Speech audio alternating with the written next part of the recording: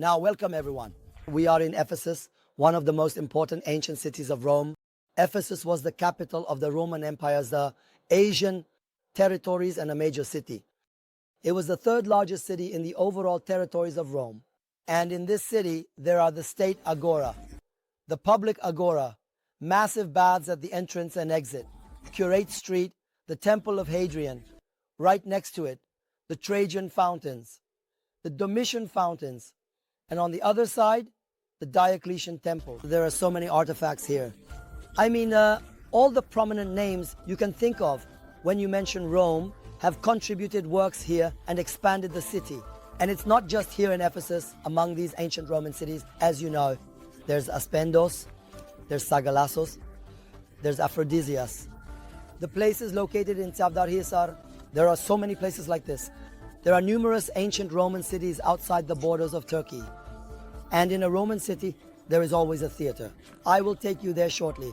In many Roman cities where the layout hasn't been altered, there is a hippodrome. In many ancient Roman cities, there is a gymnasium. What is a gymnasium? A school. There is an Odeon, a meeting place for the council, Bulletarian. So they have everything. But there is something that many Roman cities do not have. That thing is a library. And this library is the most magnificent, the largest built by the Romans in the world, and the best preserved to this day. It is located right behind us, the theater of the ancient city of Ephesus. This theater was built in the year 107 AD. It was built by a man named Celsus, who was the governor of Asia, Anatolia, Western Anatolia for Rome. Celsus was a very wealthy, very affluent man, and he wanted not to be forgotten after his death. But the man was also very principled. He said, let me announce these values that belong to me, to the world, through the library, and not be forgotten. Indeed, he achieved his goal. Look, this library, you see, was completed by his son after Celsus died. His son finished it, expanded it. And through this library, I say 1100. Look, 1106, 1107. We are in 2020 now. Over 1,000 years have passed since this event, and we still fervently remember and talk about Celsus. Now, let's all approach the library together.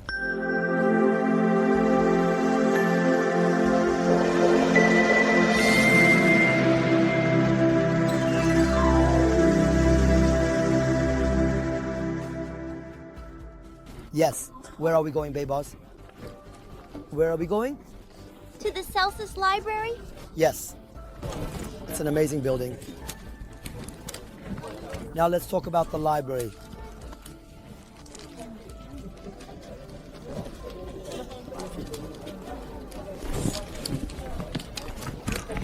Yes, this place is quite beautiful.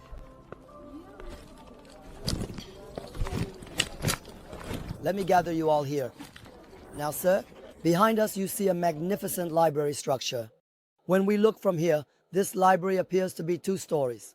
Look, there's a high floor there, and another floor above. However, we will enter inside shortly.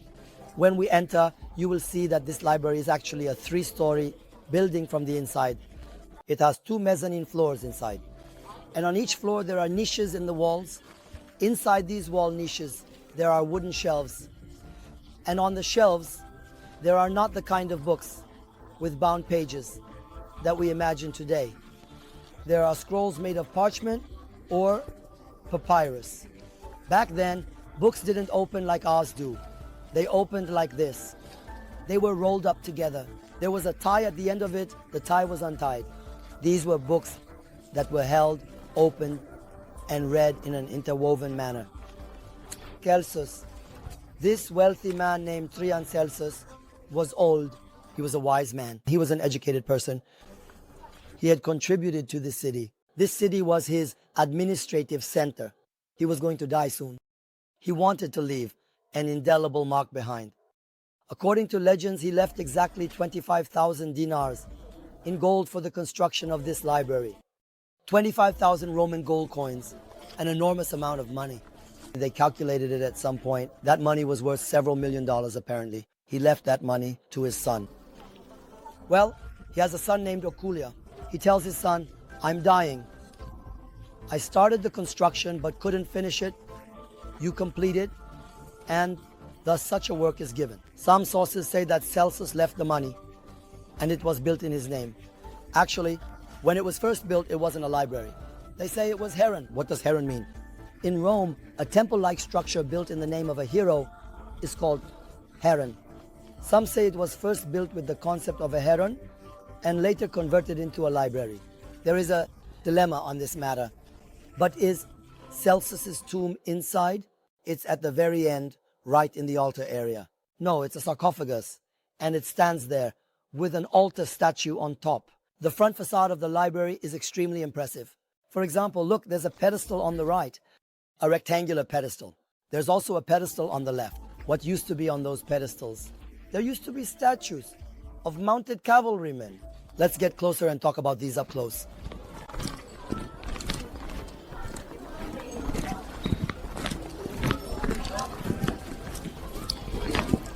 SpongeBob's sexual. Now look, you see a pedestal here. From the same pedestal, I'm showing it like this, look. Here, there's another one of the same pedestal here. There's also one here. On these pedestals, there are statues of mounted cavalrymen. There's one of these there. Apart from that, look here. There are 1, 2, 3, 4 statues of women. The female statues, you see, are the nymphs of Zeus. These are the nymphs of Zeus placed here, but they symbolize 4 important characteristics that should be in a person. Let's discuss them. Follow me. At the library entrance, 4 statues symbolize traits. Sophia means wisdom. Hagia Sophia is holy wisdom. Be wise, be virtuous. We continue.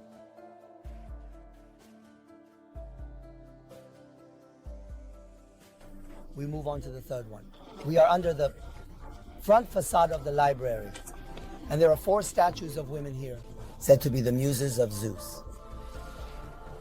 These are copies, and they represent the 4 characteristics that a person should have. Here, it says Sophia. Look, in the Roman alphabet, this is tilted sideways. M, your S letter. This is F, Sophia. Sophia, that is, what comes to mind with Sophia? Hagia Sophia comes to mind. Hagia Sophia. I means holy. Sophia means wisdom. So Hagia Sophia means holy wisdom. Holy wisdom. So what should a person have? Wisdom, a wisdom. Look, I'm not saying knowledge. Knowledge is something else. A person should be knowledgeable, but should also have wisdom. Knowledge is one thing, wisdom is another. A person might be a professor, but can be tactless and indiscreet. They might be a monument of pride and arrogance, devoid of humanity, so let them be gone. Wisdom, wisdom, wisdom. One should have wisdom too. That's just trash otherwise. It's become book trash. Sophia wisdom. Look, what did the Ottomans do? They made Hagia Sophia, the Grand Mosque of Istanbul. Did they change its name? They did not. Whatever the mosque's name is, it's not the Miracle Mosque, nor the Islam Mosque, nor the Faith Mosque. No, it's Sophia. Wisdom doesn't have a Muslim or infidel. Wisdom is wisdom. Those who reach true wisdom also reach God. Wisdom, wisdom, wisdom, wisdom. In this sense, you see how much of a principled society what the Ottomans were. The word itself does no harm. In fact, if it doesn't contradict their own understanding or civilization, they preserve that word. Hagia Sophia. Hagia Sophia is the Grand Mosque. That's it. It's done. Let's continue like this. Let's walk this way.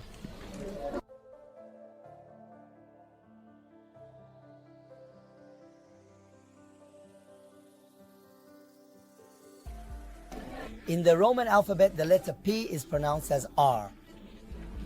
Here it is read as Apet, but we read it as Abet. However, this is read as PR. The letter H of that time's sun gives the vowel sound E. Areta adha arete. Let's go arete, meaning virtue, to be virtuous. A person should be knowledgeable. At the same time, they should be virtuous, meaning they should know very well how to act. Virtue, we continue. We move to the third stage. We move to the third stage, meaning how virtue should act. I will explain that. Unfortunately, these are copies. Look, N. What did we say? This gives the vowel sound. Enoia. What does enoia mean? It means judgment. A person needs to have a sense of judgment, meaning there will be virtue, there will be wisdom. Judgment, in other words. If you don't know where and how to behave, if you don't have that ability to judge, it's useless. You will mess it up. Judgment. The third one. This should also be there. And besides these, there is a fourth one. They have placed it in the fourth position. According to us, what should come first? They have placed four. What is it? Let's go.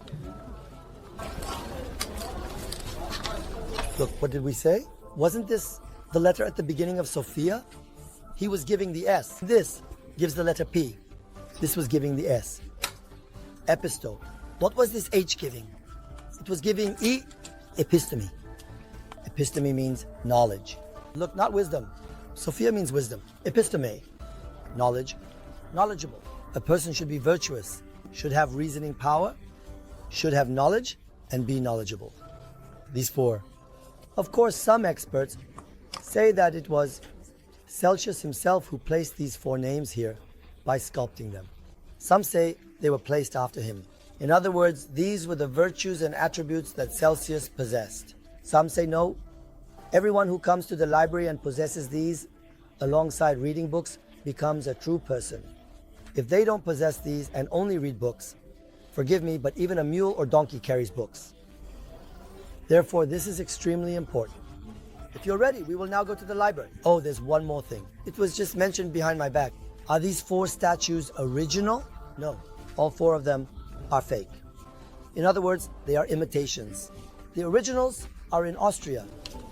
Unfortunately, the Austrians have been excavating the ancient city of Ephesus in our country since the late Ottoman period. Our government allowed them to do so.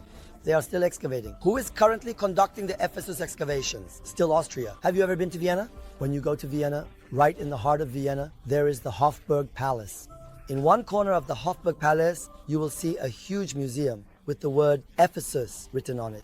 All the items inside that museum are from the Austrian excavations over the past 150 years, where the Austrians dug up and said, I dug it up, left some for you, and took some with me.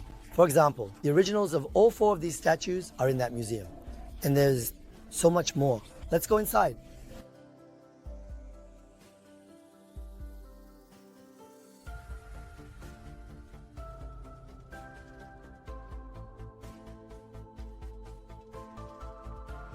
This is the interior section of the Celsus Library. Look, whatever your idea of a library is, it's similar to this concept. You see niches on the walls. Although today there are informational plaques inside, normally there were wooden shelves between them, and inside these shelves were scrolls made of parchment. Parchment is a fabric paper invented by the Romans in Pergamon. And then there's papyrus. Papyrus. It's also made from leaves. Do you know about parchment? And then there's papyrus, a special paper discovered by the Egyptians, made by processing the leaf of a plant. These parchments and papyri. For example, we are all curious about the Library of Alexandria. There was one of the most famous libraries in the world in Alexandria, and unfortunately, this library was burned down. For years, we were told a lie. It was said that during the time of Caliph Omar, Islamic armies captured North Africa. Egypt was conquered by Amr ibn al-As. After the conquest, Muslims burned the Library of Alexandria. This was a big lie. The Library of Alexandria was destroyed at the end of the 300s AD by the order of Roman Emperor Theodosius I. Because you see, by the time of Theodosius, Rome had fully embraced Christianity. Theodosius was a staunch radical Christian. However, he kept hearing reports of uprisings in Alexandria, constant uprisings. And he sends a message to his administrators there asking. He asks, why is it that the waters in Alexandria never seem to calm? Do you know what they say? What's happening? They say, sir, the Library of Alexandria is an ancient library with significant works from the ancient period. The people are nourished by these works. And when they are nourished, they do not submit to our Christianity. They do not accept it. The people are conscious and knowledgeable. The Christianity of Theodosius is not the Christianity that Jesus brought. They turned it into something else. because they were thinking of their own pockets. Their titles, their positions. The people do not accept it. What does Theodosius say? He says, destroy it. I mentioned a film to you this morning. Agora. Please watch that film. That film is about the era of Theodosius, the years around 360 AD. It tells us about the destruction of this library during that period. And in the 400th year, there is the daughter of the chief administrator of that library, Hypatia. You will cry a lot for Hypatia. Hypatia was a woman who did not accept Christianity, but also did not compromise on science. She was the first to openly state that the world revolves in an elliptical orbit. And the bigots and fanatics of that day stoned Hypatia to death. I guess I kind of gave away the ending of the film, but what can I do? I had to. Maybe we should recite a prayer for Hypatia's soul or something. You know, you end the film in that kind of mood. Like, should we recite Yasin for her soul in that mood? I mean, we don't know. The woman might not have been a pagan of that day. Maybe she was someone who had grasped the edge of an enlightened monotheistic religion. We don't know. But she was stoned to death by Christian fanatics. Hypatia was an amazing woman. If a film was made about the Library of Alexandria, we are calling out to the authorities from here. Please, are we any less important? For God's sake, we urgently await a film about the Library of Ephesus as well. However, we need to find some characters here like this. You know, the film should have villains. It should drive the plot. If you're ready, here we come. Let's really do it. Let's clear this area. Look, there's an amazing tomb monument here. Look, there's a hole here. It allows us to look down from here. There's also a hole here. The inside of these two holes you see opens into the burial chamber.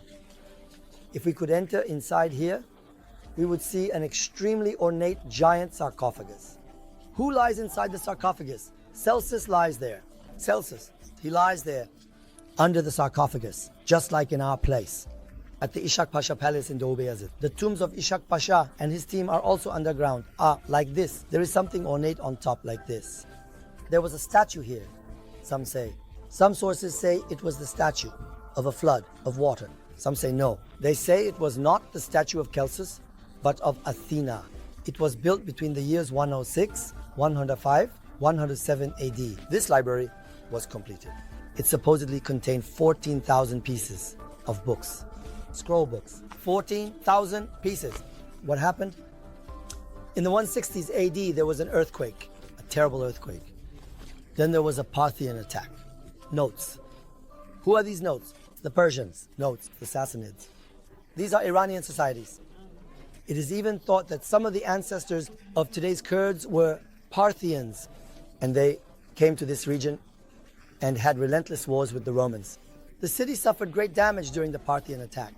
A massive fire broke out in the city, and unfortunately, almost all of the works inside were destroyed in this fire, leaving the library in ruins.